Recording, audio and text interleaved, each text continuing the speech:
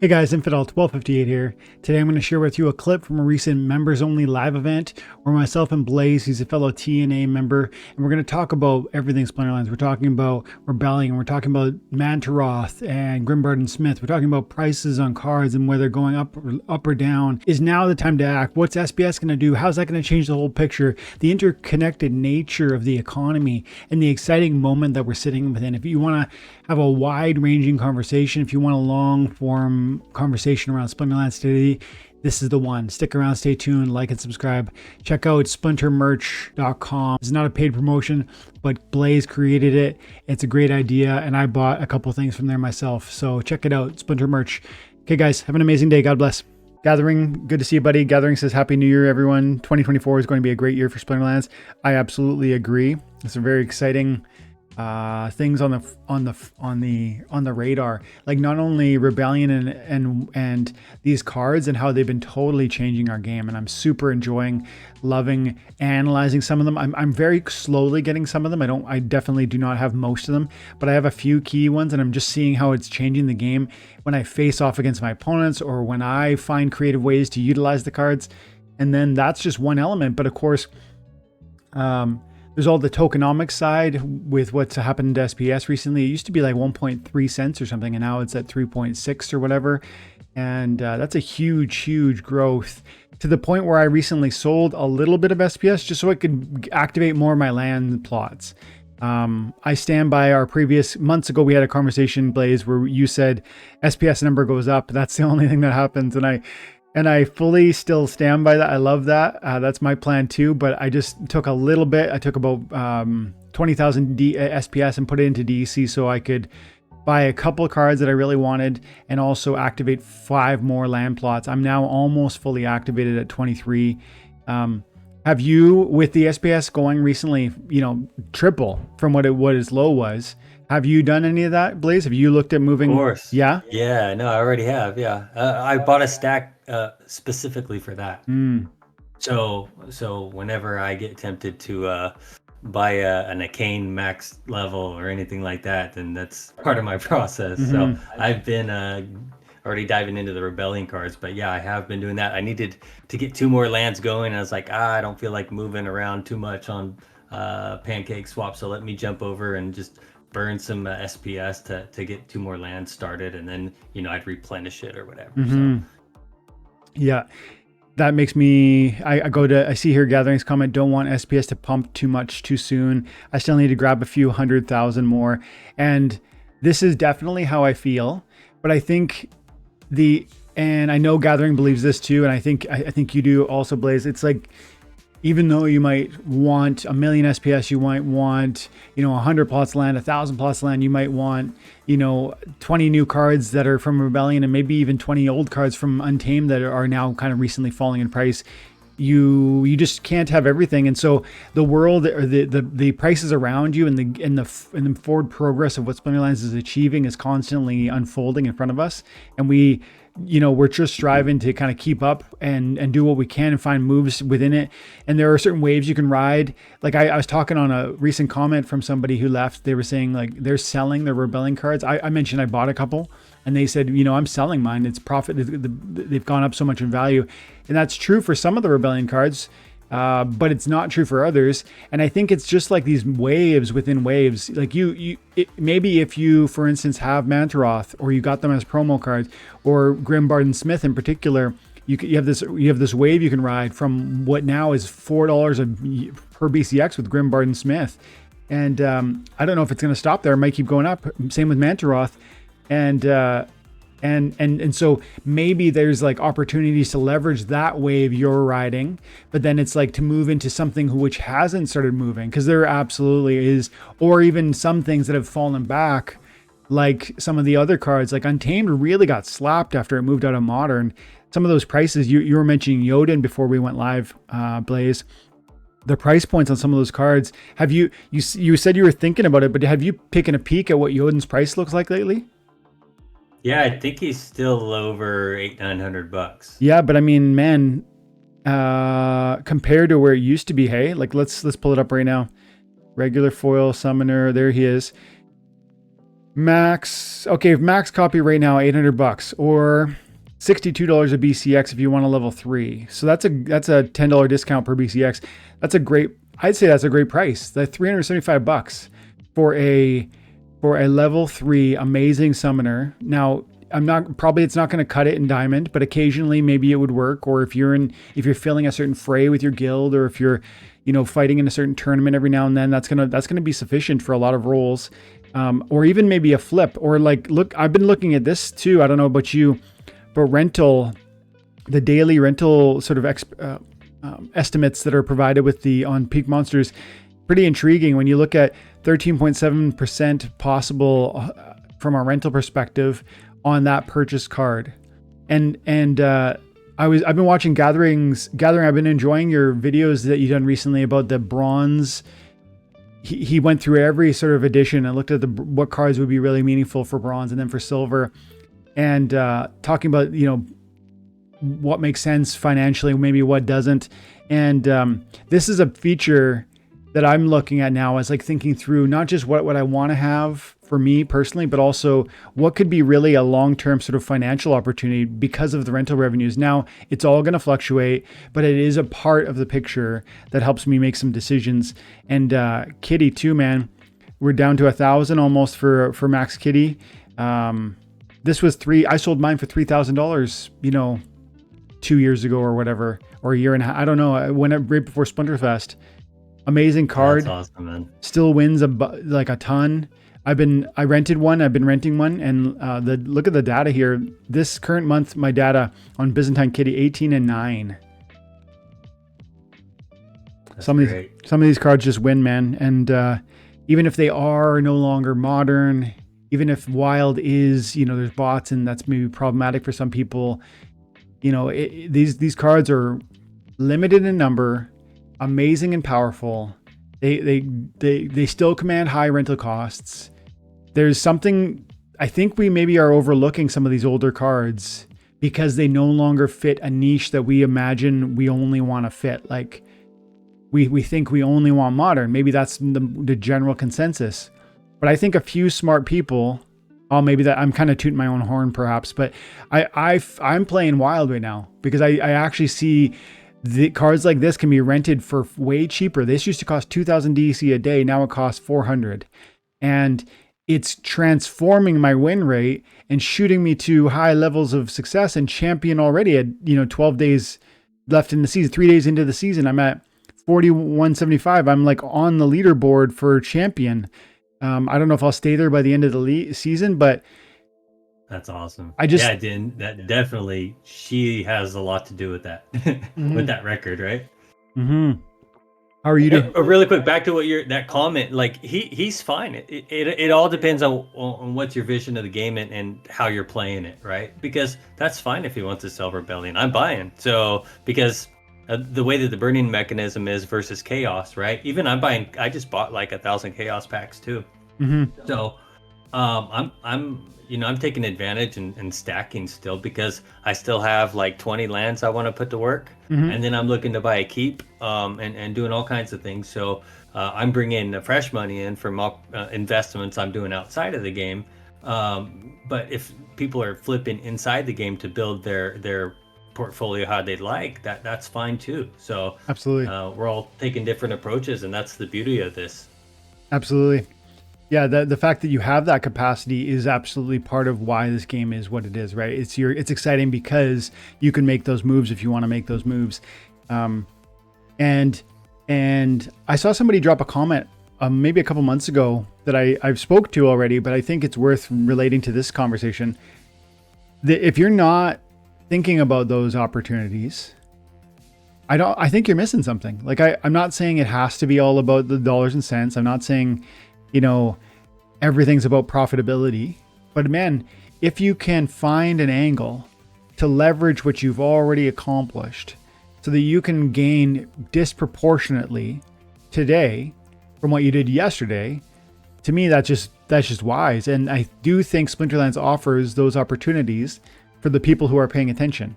And so that doesn't mean it's bad to that you might think, okay, well, so Dwayne, are you saying Mantaroth or Grimbarden Smith they're too expensive and you should only be a seller. No, it's like everybody's position and moment is different than everybody else's. So for some person, it's going to be a great idea to buy a Mantaroth at $45 or a Grimbarden Smith at $4. Those are high prices in my mind, and I'm not rushing to do it. But there will be a moment where I will buy them, and it actually might be even more expensive than that.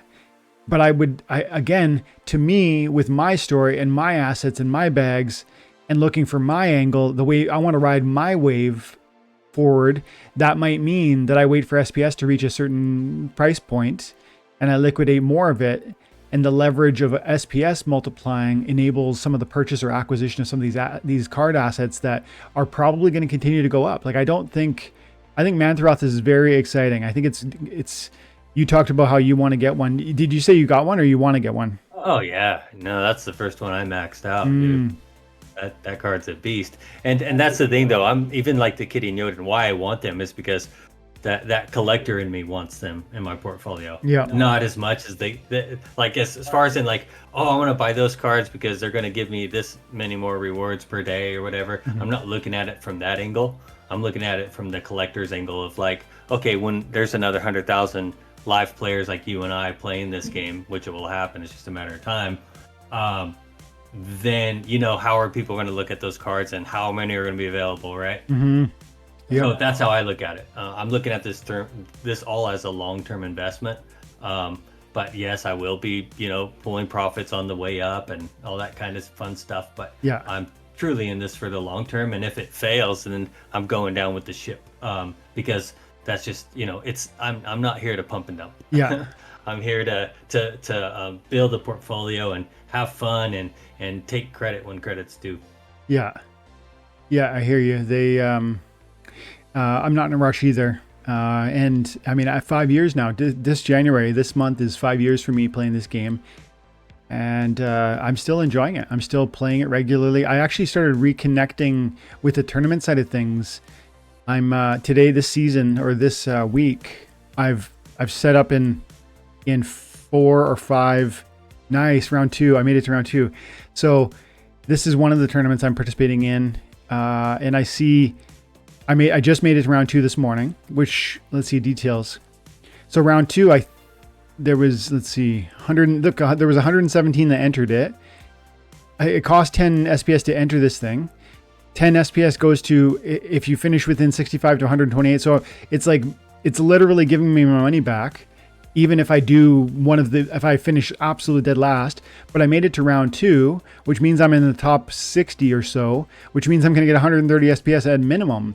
And there's some potential for me to double that, triple that.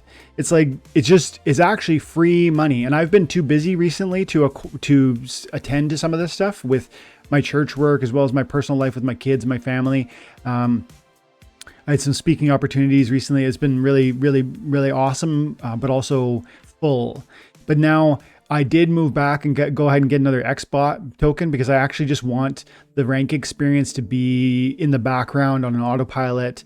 I'm happy to fight in wild. Like I said, I'm starting to acquire or rent some of those amazing cards. I'm doing like Kitty. I'm doing that because I want to increase my success in my guild brawls. And Untamed is now part of the fray I usually fill. But it's double. It's as I say with all things, I want to like stretch what I'm doing. I want to multiply it. Like if I can put those rentals to use in guild brawls and simultaneously in rank reward and simultaneously in tournaments, I'm going to grow and grow and grow what I'm going to multiply what I've already done and what I'm doing for the future. And so if I can take some of that responsibility off my plate right now, I love playing the game. I'm still going to play the game, but I don't have to every day log in for an hour. So now I absolutely am just like sending an autopilot and I'm refocusing over here. And I think it's going to really pay. I'm going to need to track this over the next month or two, but I'm going to try and do this regularly and just see what this has done for me. Because it's like my rank rewards are still going to happen. I have to give 20% of my income now through my rank reward to the XBOT. But 80% of zero effort is still great. And then if that opens the door for huge SPS returns with respect to tournaments or Guild Ball merits or, Soulbound reward cards, or, because the bot probably plays at a higher level than I do. All of that just feels like win, win, win, win, win. What do you think about that? Are you do you ever are you fighting wild, right? Yeah, fighting wild, and I've been hanging in on Champion 2. I hit Champion 1 the season before this one. This one was Champ 2. So no, I'm in, man. I'm enjoying it as well. Yep. And I know many people are against bots, but I use XBot often as well because it just helps with my time management. But I am buying energy as well, so. And it's 500 DEC per energy in our league, so it's not cheap, but I'm doing that because I actually like putting tokens into an arcade machine, and I want to play when I want to play, and if it's out of energy, I just recharge it. So that's what I've been doing, and then it's a great learning experience too, looking at the bot and see how to play strategically, and I think it's a win-win. Yeah, you're right. I like what you said there. It's like a arcade machine. Like when I want to play, I'm going to throw in a quarter. I'm going to throw in 500. It's 50 cents, right? Because 1,000 DEC is a dollar. So like when you want to play, if your bot has used up all the energy, you're going to throw in 50 cents and you're going to play the arcade game in front of you. I like the way you just said that. That's smart.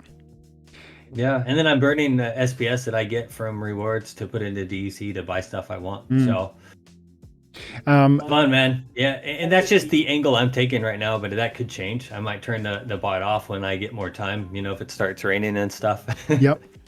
And I got less things to do, then I'll turn it off and focus on playing myself. But yeah, the tournaments are going to be huge. Yeah. Like I'll be hosting tournaments down the road, and they're going to be very rewarding. That's right. For people who have valuable decks. So yeah, a lot of good stuff this year that's going to happen. Yeah, I want to say shout out to Paul. Paul, good to see you, buddy. Thanks for the comment. You're right. That was one that's in round 1. My apologies. So I'm not sending into round 2 on that one yet, but one of these I have, or I'm gonna see right here. This is the other one. It's round 1 is going to end in 10 minutes. And as you can see, I'm 7-4, which puts me at 43rd overall, 43rd out of 186. So barring, I think there was no, okay, so that's going to stay relatively stable because I've 7-4 is a solid record. So I am going to send in the second level of this one. There was 186 participants in this tournament, which is about to go into round 2. And I'm going to make it out of, again, same situation, 8 SPS to buy a ticket, 8 SPS if you finish literally dead last. But I'm going to ascend into round 2, which means I'm going to be top 90. Which means I'm going to be 35 SPS. Now, okay, not going to change my life to earn 27 SPS. But man, if you do this, like if you want to enjoy the game and stretch what you're already doing, this absolutely, my point still is the same. It's like, I just was wrong about that tournament, but I've entered several tournaments and I'm going to keep doing so at various levels. And I'm just going to, because often, man, like it's just free. Yeah, you gotta, some of them are a little bit more expensive. Like this one, I think because it's 400 SPS because I think I'm too high for the level. Sometimes that happens.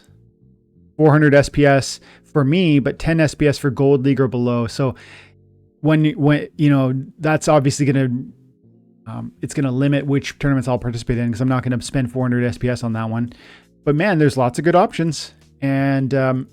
And if I could do everything, if I could play the game fully, if I could play the tournaments fully, if I could, I haven't been able to enjoy Splinter Forge and Gathering Nodes. That's another opportunity. And then family and work. It's just, there isn't enough time. So I got to think through how do I get creative about it. And so, yeah, using the XBOT is definitely part of that. Man, there were so many things that we wanted to talk about. I feel like one thing that... Hey, real quick. Go for it. Where's the chat at? I can't see where the guys are hanging out. Okay. I got it here. Even on YouTube, I can't even see if anybody's typing anything. That's all. Is that right, to derail you. I've got the chat on my screen. If you check out Discord Live, Discord like screen share, you'll see... Good. The last comment was from Gathering, and he goes, 3 comments ago, he goes... Such a great time to pick up cheap Untamed cards, packs. Can't see packs staying that low forever. Haven't played enough. And I think I've done that. I've been going through and picking up Untamed cards. I do.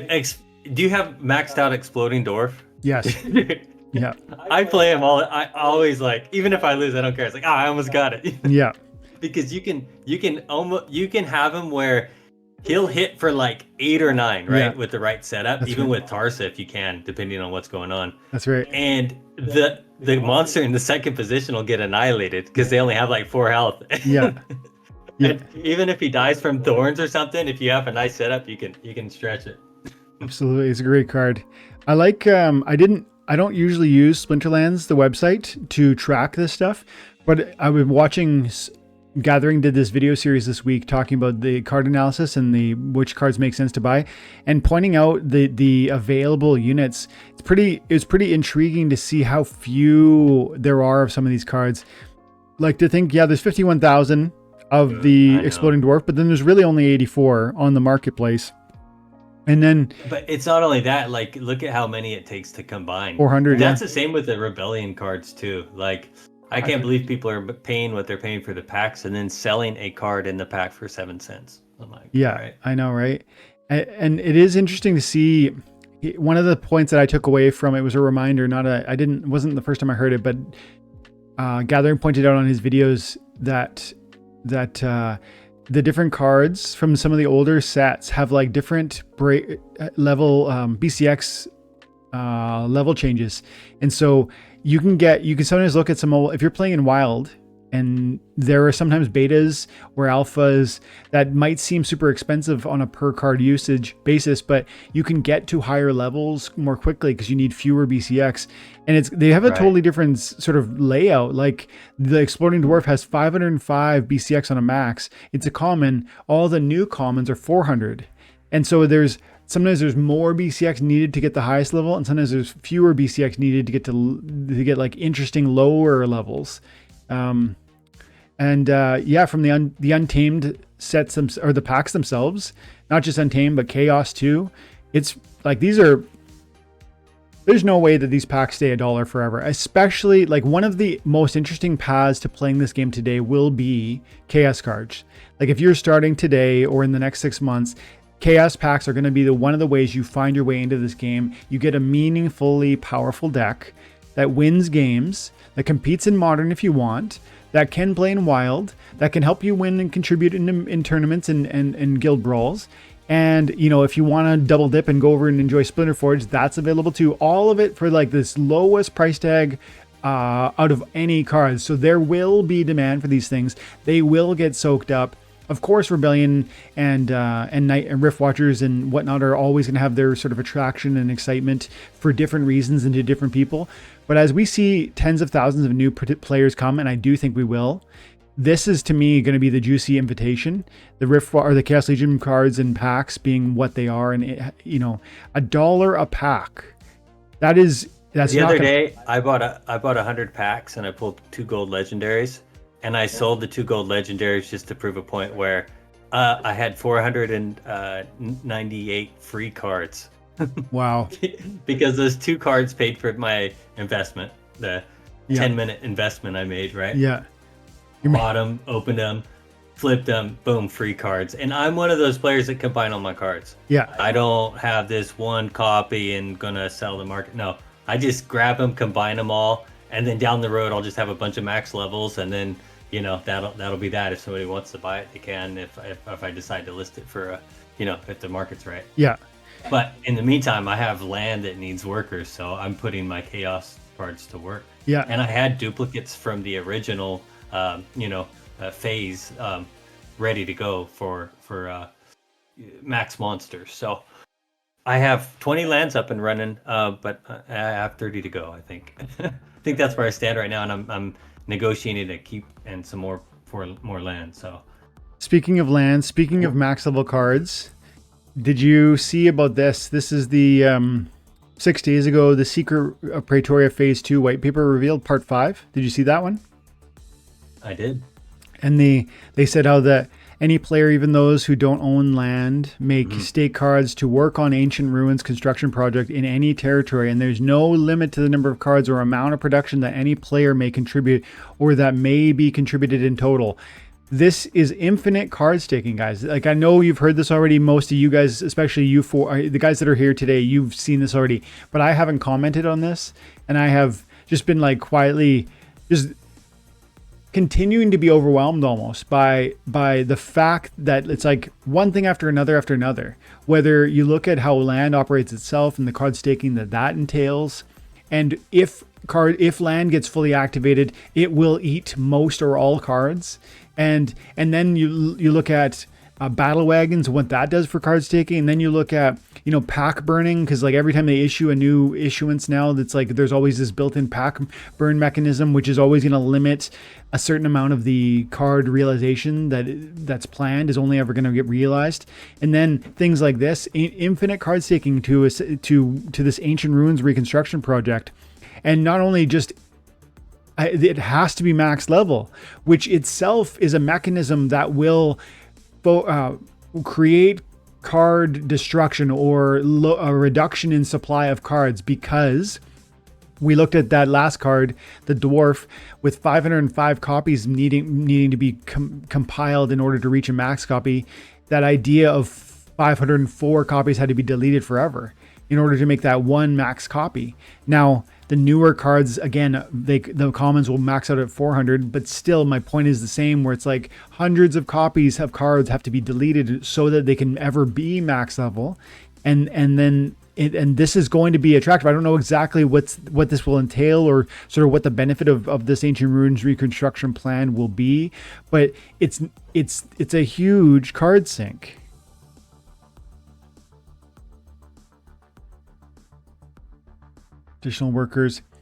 Additionally, workers of the Ancient Ruins reconstruction project are not planned to need food or stake DEC in order to provide production. That's going to be attractive. Maybe that'll become a distraction from the continued growth of land. Not that it will take away from land, but it might slow the utilization of land, because it doesn't require this food, it doesn't require the stake DEC, and it generates a certain type of revenue. I don't fully understand the revenue or the resource you get out of this, but they'll be powered by SPS tokens that will be able to be delegated to each project. Whoa. So it's like not just card staking in a sense, infinite card staking, but it's actually an SPS token stake that will there are not planned to be any boosts to the production of the Ancient Ruins. Okay. So any cards will work. There's no penalties or bonuses. This is really opening the door for a lot of cards to disappear off the market, but also a lot of liquid SPS to disappear off the market. In addition to workers, large amounts of various resources will need to be provided in order to complete the construction. So it's actually going to delete probably the resources that we're getting from our land. It's just one thing after another with this game and these developers. Like the way that they integrate all of these different components to create demand, utilization, opportunity for those who are growing, whether it's, SPS, DEC, card stake, even vouchers and stuff like that. It's just one thing after another. It's so integrated. Hey, this is awesome. This is a huge deal. One thing I really want them to bring more value to SPS stakers, like, because even we're getting to a point right now where the rewards cards, we're starting to max them all out, and I think they need to add a little perk to people who are playing at a higher level. Like even our tournaments, like even if we take first place, what are we getting, like 100 and something SPS? Yeah. That's great and all, but I think if they up that number, or like adjust the distributions on that kind of stuff, and benefit the top tier players, because like a lot of us are the ones that we hold, even though we get highly rewarded, we hold or burn it and contribute to the ecosystem. And I don't know. Hopefully they can do something soon with that, so elite players don't get bored and sell and go elsewhere. So the more value they can add to the higher end play, then the more people will be reaching to get up top. Yep. I think you're right, but I would say that the path to that is not going to be through amending the existing reward structure. I think the path to that will be facilitating the growth of SPS, the price point of SPS, because if SPS goes from 3.5 cents or whatever it's at today to 35 cents, then that immediately and powerfully transforms how the reward pools, the liquidity pools provide liquidity. The rewards will be crazy. The multiplications will be massive. And as that happens, you start to see more and more value being sunk in those LPs to get the huge returns. And as that happens, you see more and more deletion of SPS, which is this snowball effect where SPS can go, to crazy numbers. And as that's happening, even at 35 cents would be wild. But I mean, if more than that's possible. And in a game like this right here, where just skip to results. Oh, that was a brawl or something. But I mean, if you get 5 SPS a battle and it's worth 30 cents in SPS, it's $1.50 a win. Like that's where I think you start to, this was 6 SPS. If it was 30 cents, it's $1.80 for that one win, and you can win 10 or 15 times a day. Like that is the transformative power. That's the big draw for making people want to play at the highest level. But the catch is going to be that those who are going to benefit from that amazing opportunity are going to be those like us who are here now, positioning ourselves to be in that spot of success and victory when that SPS price arrives. Because it won't really be a window of time where you can like slowly, like when SPS is at 30 cents, let's say it gets there, it's not going to be easy to buy a deck of cards that wins at the highest level. But today in January 2024, it actually is reasonably inexpensive to get a massive deck, a huge bag of SPS. But those truths evaporate while the mission is taking off. And it's like, we'll have an opportunity to speak about those victories on X, on, YouTube. And there will be a huge influx of people chasing those green candles.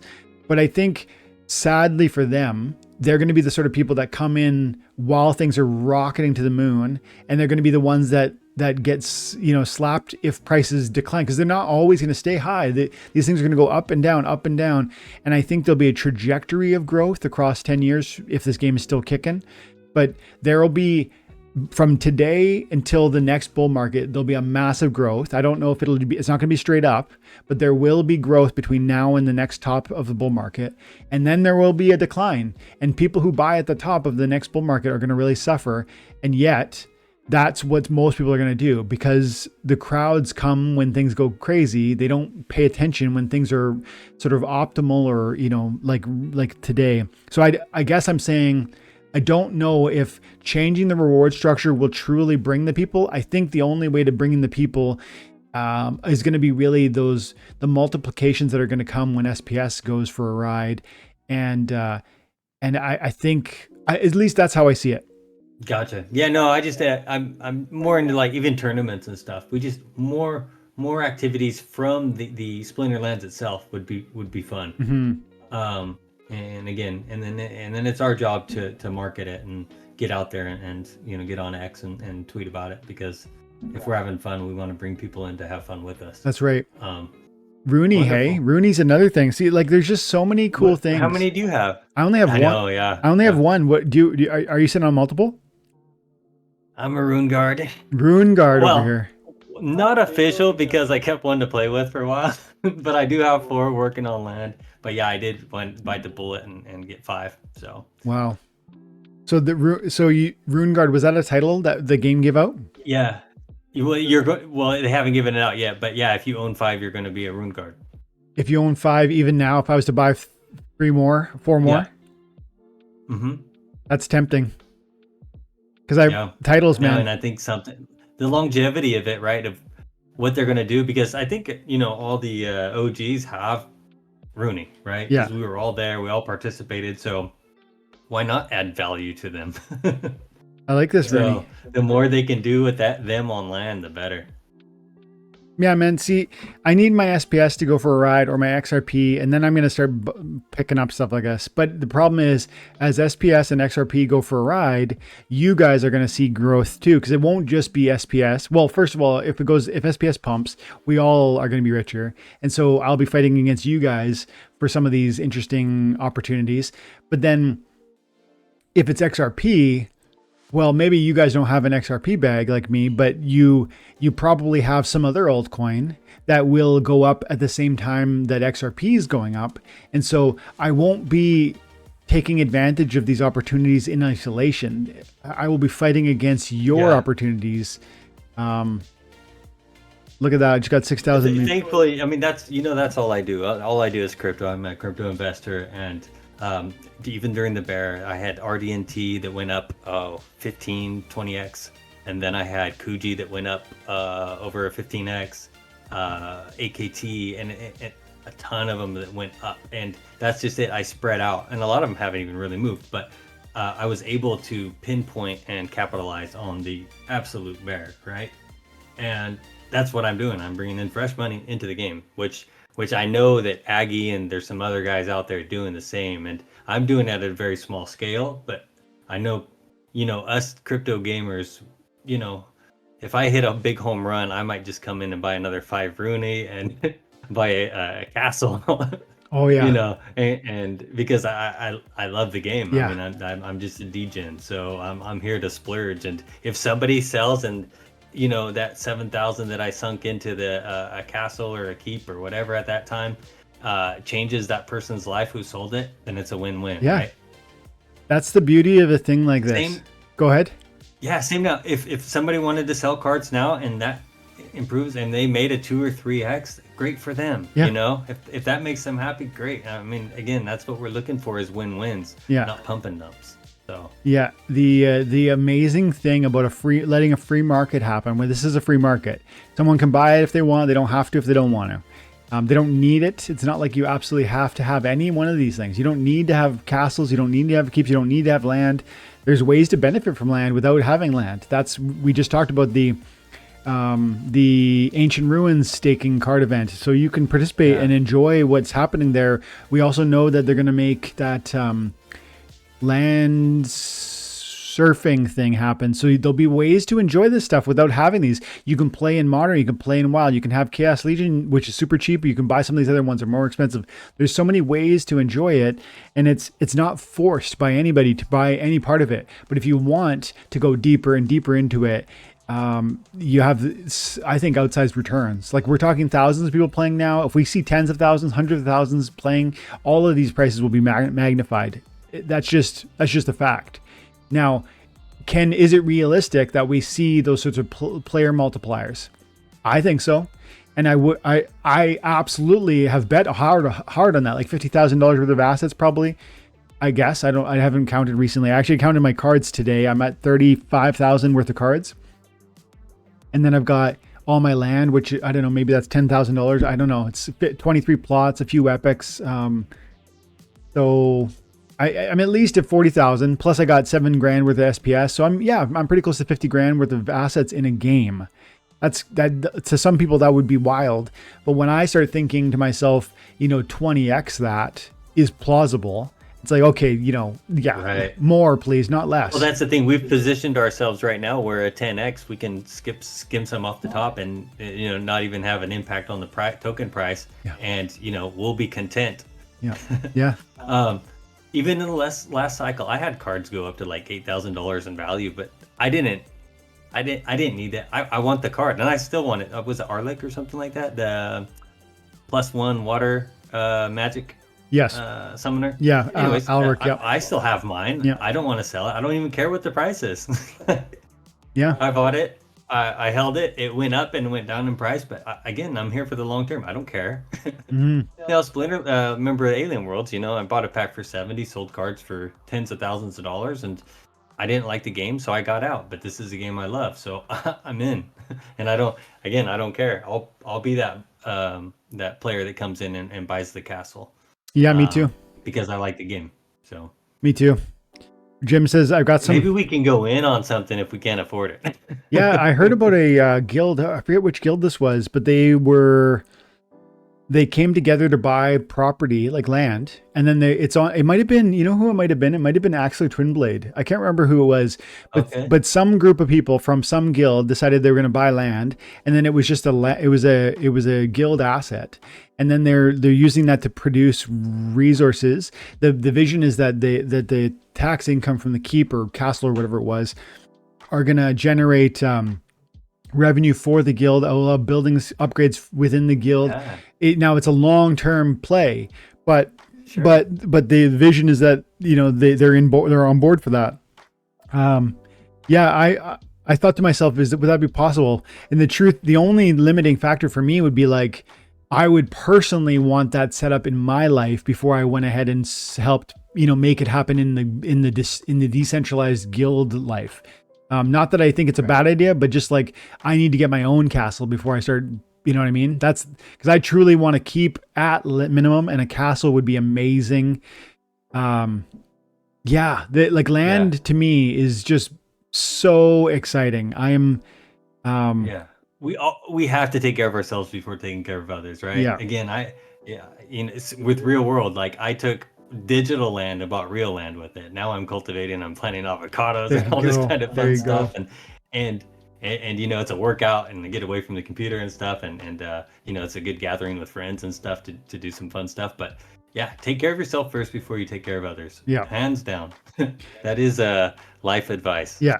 It's like you got to put your mask on in the airplane before you help your neighbor, right?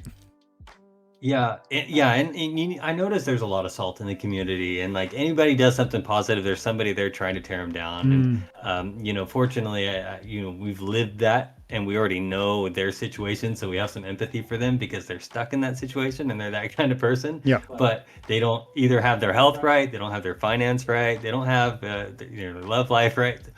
Some of their pillars are gone, so they fill that time with unnecessary events and activities, but.